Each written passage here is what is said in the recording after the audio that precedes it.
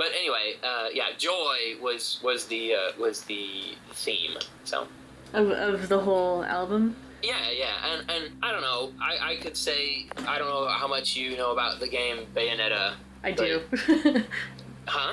I do. The first time I ever came onto the show, I talked about Bayonetta for like 40 minutes. Yeah. Well, I could do the same thing. But the game, I don't know. It represents, especially the second one, for each of the songs in Road to Jupiter. I would not settle on it until it gave me like an adrenaline rush while I was watching videos of Bayonetta 2. I know that sounds really like. No, that's awesome.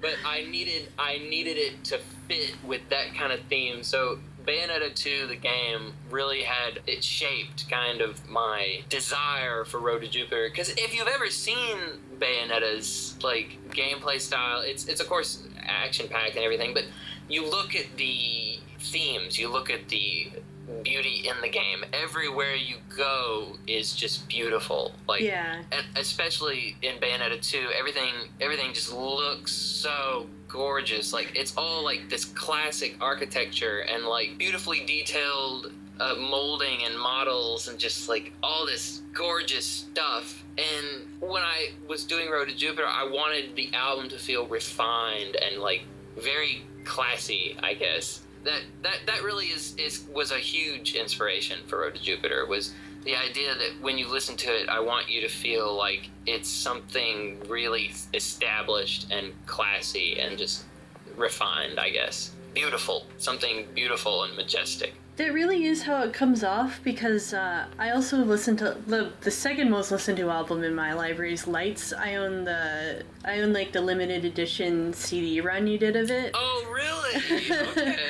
Listening to Lights and then listening to Road to Jupiter, the albums share a lot of similar feelings, but I feel like Road to Jupiter is like a more evolved, this is me projecting of course, like a more evolved version of Lights, and it makes me think like, have all of your albums kind of been done in the same manner, or like have you have like wildly different processes for each one, or something else entirely? Well, first I must interject and say that you are right about Road to Jupiter being kind of in the same vein as Lights, although they have two totally different meanings to me personally. Okay. On the outside, yeah, they do seem they seem very similar, and Road to Jupiter intentionally is very much, the song, rather, Road to Jupiter, yeah, it even very much shares that like part, the bridge part from Lights and stuff. it does. It also borrows the same harmonies for the vocals in the chorus, and it follows that same basic progression that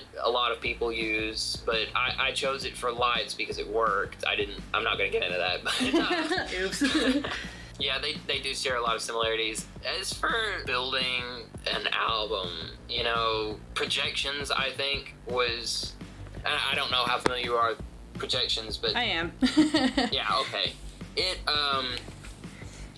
kind of was the first, well, actually, it literally was the first album that I'd done that was seamless, and it kind of, it just dragged you along, like there wasn't anything you could, and I wanted the music to sound like, you didn't want to pause, you didn't want to stop, you didn't hear the end of a track and go, I don't like this next one, and skip it, and I wanted it to all kind of blend together so that if you liked the first track or the first two tracks, you'll enjoy the sound of the entire album.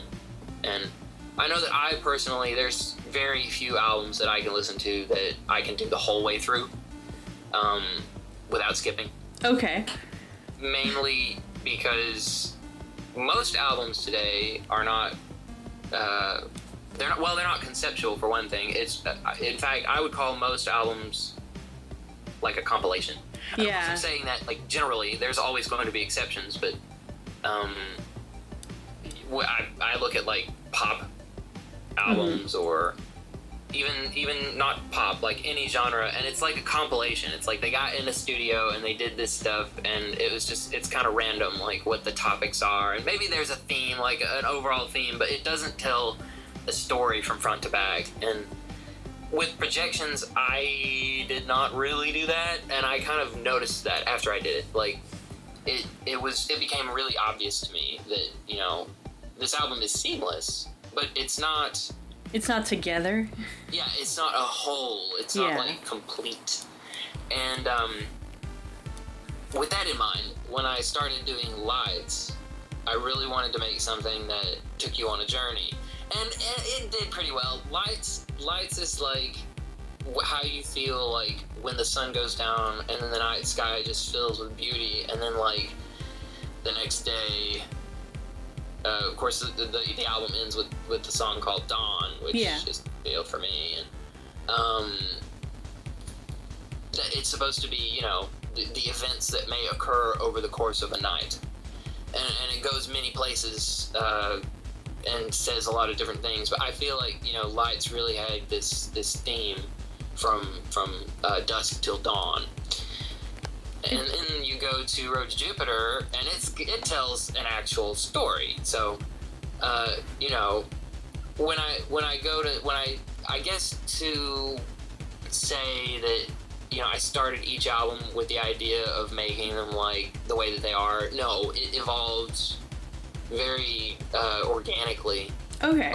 Over the course of its creation. I don't personally, as for me, and I haven't spoken to, well, really anybody about like their thought processes if they were to do an album, or they were to do this, or they were to do that. You know, I don't really interact with any other artists in that capacity. Mm-hmm. And so I don't have like a reference point. But if I were to just go out there and say like, can I sit down and come up with drop an entire concept and then execute it?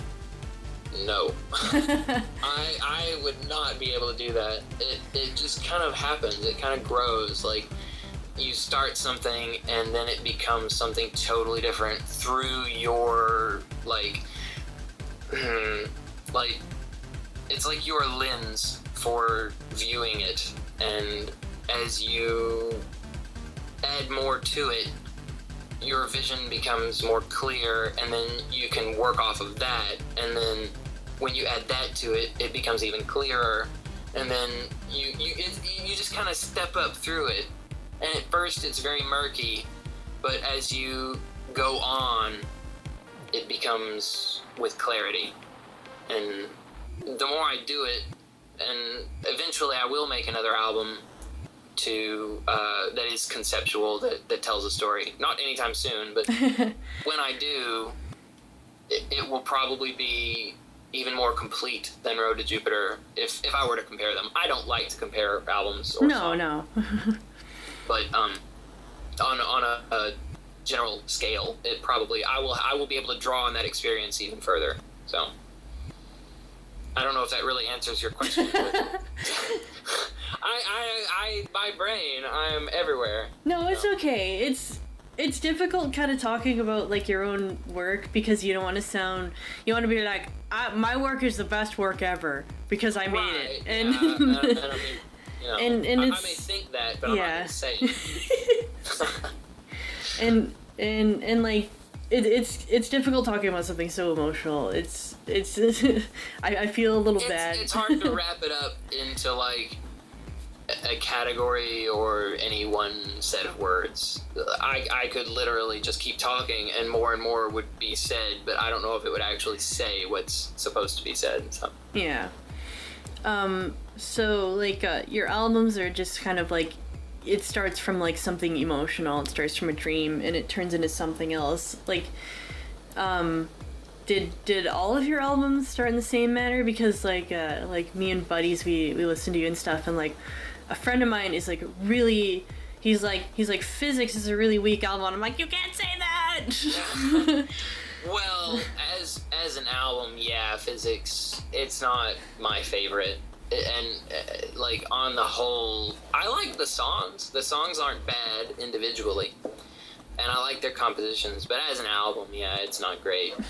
Projections really was the first one that, and like I mentioned earlier, it really was the first one that I started to kind of like get a grasp of what kind of like tempo I wanted for an album. Because with Projections, there's like 3 different acts. You have like the first one, which is kind of like death and gloom, because you got Projections and Tombstone and House, and they're all like gloomy songs. And then it moves quite quickly into like space. You've got where the remix of Star Child, which is terrible. Oh no.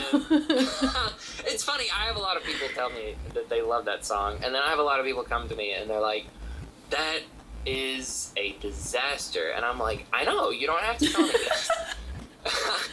But Where the Stars Belong, which is immensely important to me, and Physics, which is kind of spacey, and then it goes into like the kind of like doomy sort of well, actually it goes to Woods and all that, but then it gets kind of doomy there at the end. But it had a tempo where Physics is a compilation album. It is the music that I wrote in the 2 years that I was beginning Wolfgun. Yeah, so it's just that highly charged emotional stuff and less conceptual, I guess you'd say. Yeah. I still like it because I'm I mean, I'll stand firmly behind the composition of the songs, but as for the execution and the production value and like all that other technical goop, like, no. It's detestable. It's very bad. But I do like the music. There's still something to it, I guess. Well, that's part of why I constantly, well, I don't do it much anymore, but when I would recreate songs, it was kind of a thing like, I know that I can do this better than I did before. Like, there's 3 versions of Star Child if we count that really horrible one on Projections. There's the original one, which is okay, and then there's the like disco remix on Reality, which Reality was a disaster all on its own. No. But yeah, when I redo songs, it's partly because I feel like, you know, these deserve better, but also because when I look at, and I'm gonna try not to go on a tangent, but I don't know are you familiar with like Kirby games? Yes. Have you ever played? Yes, I am. Like, okay, Kirby. When you look at Kirby games, they use the same music from the very first games, and they still use those songs. Kirby is old now, and they still use that music, and it's that sense of belonging, that kind of sense of nostalgia. Like when you hear that old little song, like, but it's new. Everything old is new again. Like, I love that concept, and I personally have a problem with the idea of leaving things behind. Mm-hmm. I don't. And that could be an entirely other topic, but I don't like the idea of leaving things behind or forgetting them. And with Kirby music, I love that I can play like Kirby's Adventure on the NES, and I can play it and enjoy it, and then I can go to like a newer Kirby game and I can play it, and it's got the same music. And it's like, you know, because music is so, you get yourself attached to it, no matter like and like what kind of music it is, whether it's game music or like vocal music or whatever kind of music. Like, you get really emotionally attached to it, and it kind of encapsulates whatever it is that you were doing at the time. And I don't know, I like that. So when I recreate music, it's to give my fans or the people that listen to my music or me personally, like, the sense that, you know, I haven't forgotten. Like, I can look back on that and it's like, don't worry, it's all still there. I haven't moved past it, and I haven't forgotten. So that's a very personal, and maybe nobody would really pick up on that, but for me personally, it is a thing. So. Well, to get personal, I guess even just for a moment on my end, I used to stargaze. I still do, with a buddy of mine down on the end of a spit beach that I live near. And when I went down there, I'd listen to your music, and the song that stuck with me was Where the Stars Belong, just because it could be about stargazing or it could be about metaphorical stars, you never know. And then I was so touched that it came back on Road to Jupiter, that and then at the same time, for Road to Jupiter's release, I went to the same place just because I was so excited for this CD because I'm a Turbo nerd, and I was like, oh my god, the thing! Where the Stars Belong is on here, and it's like great, and it's wonderful. So you at least accomplish it with one person. Oh, that is awesome. I'm really happy to hear that, actually. I love stuff like that. And the fact that you could go back to that place where you had heard Where the Stars Belong and you'd listen to it, and then like you weren't expecting it on Road to Jupiter, and then there it was. Yeah. And I'm sure it's... Oh, no, that's really cool. I'm happy to hear that. I'm sure it's the same for many other people out there. It's just a lot of people are afraid to talk to, I guess, like, other artists and whatnot because they're afraid of offending them or bothering them or whatever. And that's a shame. Yeah, I guess I can't. Again, I don't have a reference point, but I guess it really depends on the artist. So. Yeah. I was just gonna go into another question. My host Daphne had this one was your lyrics are rich in terms with escape or returning and seeking and metaphors that people can identify in terms of desire. But what is it that you seek personally? Personally, I seek truth. Okay. Actually, in every form. And I could get really weird on you about this, but, I don't know, you look at reality in this world that we live in, and, like, you can either view it from, a very personal point of view, or you can view it from, like, a universal point of view where, like, oh, we're tiny, we're just little, like, microorganisms on this stupid little piece of dirt it's floating through space, and we don't matter, and all this, and you could do that, or you could look from your perspective and see this big, beautiful world where everything is, like, gorgeous, and there's lights in the sky, and all this stuff, and, like, the truth is often subjective. Okay. And I don't like that. I don't like that at all. I like things that are universally true. That's why a lot of the time I sing about the sun. I sing about the sun rising or setting or something like that. And when, to reference a song like Dawn, which that's not the only song I've ever written about, like the sun rising or setting, but I can always, no matter what problems I'm facing, or no matter what good things have happened to me or bad things are happening to me or the people around me, I know that in the morning, when I wake up, the sun will rise.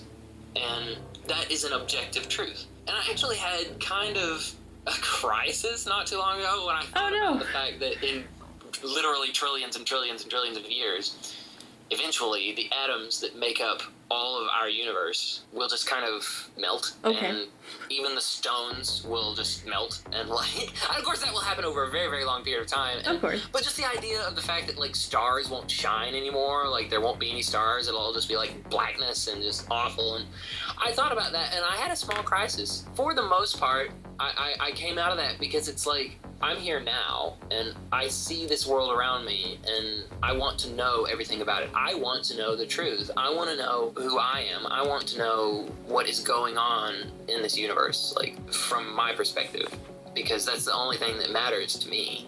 Unfortunately, we can't exchange truths. We can't, like, I can't experience reality from another person. I can't experience reality beyond the extent of the time that I'm here in this world. It's very important to me to seek truth in just any form, whether it's between you and another person, or you and yourself, or you and, like, your interpretation of the universe. I just think it's important to have an understanding of things, because understanding leads to truth, and truth is understanding. So whether it's objective or subjective truth, that is something that I seek, because when you know the truth, you can be at peace. Like, say that you, like, I don't know, have some kind of illness, and you go to the doctor and you're really scared, and that's happened to me. Like, you go and you're scared, and it's like, part of that fear is because you don't know. Mm-hmm. And we do fear what we don't know. And even if the doctor looks at you and says, oh, well, you've got this serious problem, that can be okay, because then it's like, you know how to deal with it. You can wrap your head around it. And whether it's as an infection or something worse, or just, whatever. Like, that's just one example. You don't have to fear the truth, I guess, is the thing. And that puts me personally at peace. Okay. Because when I know the truth, I'm not afraid. Sorry. It's very out there. No, that's totally awesome. But that is kind of my stance. And that's when I write a lot about truth, and I write a lot about things that are objectively true, like the stars in the sky or the sun rising. And like, it goes back to that kind of idea. What is true, what you know, is not to be feared. The more you know, the more you don't have to be afraid. That's actually really sweet. I wish I could ask you for. I wish I could ask you for more.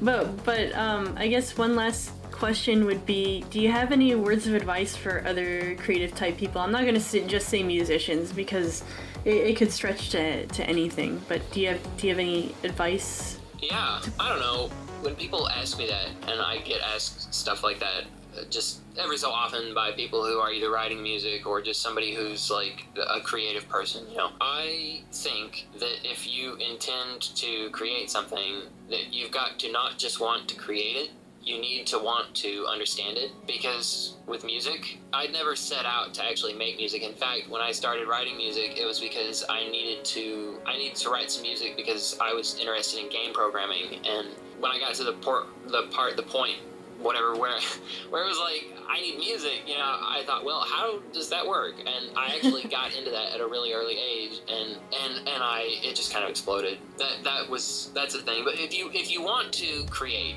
my advice would just be to desire deeply to understand fully what it is that you're doing, because music is like a discipline. It's not something that you can dip your toes in and be like, well, that's music.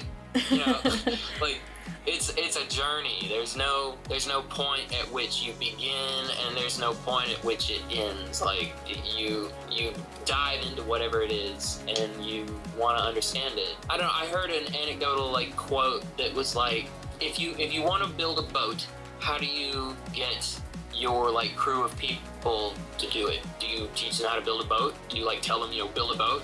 That would be one way. But the point of what this was like getting at is that you could do that, or you could say, you make them desire the ocean. Okay. And if they desired the ocean, they would want to build a boat as a means to discover it. Okay. So, I guess like with music, if you want to write music, or if you want to paint, if you want to be an author, like whatever it is that you want to do, desire to understand it, desire to be with it and in it and surround yourself with it and know it. You have to want to like know it. It's not something that you will just like, you can't be taught. It's got to be discovered, I think. That's a really interesting way of putting that. Just as a I guess. I'm not a very musically inclined person, but it can apply to anything. Oh yeah, well, yes, and I keep saying music because I write music, but literally that could be anything that you want to do. You just have to desire to understand it, I think. Yeah. Unfortunately, we're almost out of time, so I have to thank you from the bottom of my heart for doing this. I don't know if you've ever done like interviews with people before or reached out there, but as a person who works in radio and has been online, it means a lot to fans and to listeners when you want to reach out and talk about things that are really personal. So thank you. I hope so. This is actually the first time that I've had a radio interview with anybody. You're the first people who've cared enough to do that, so I do appreciate it. It means a lot to me to be able to actually say some of this stuff and have someone want to put it out there. So I very much appreciate it, and I appreciate you as a fan. And I'm really happy to know that you got the Lights CD. That just kind of makes my day. That's awesome. Well, I'll make sure to go after Archetype next. So. Oh yeah. He would just really love to just get on here and just have you ask him all kinds of questions, and he would just. So it was funny, some of the stuff that he said, but. Yeah. Anyway, thanks so much. And maybe we'll do another interview again. Yeah, you should. Okay. I could talk for ages. So. Okay. Thank you guys for having me. All right. Thank you.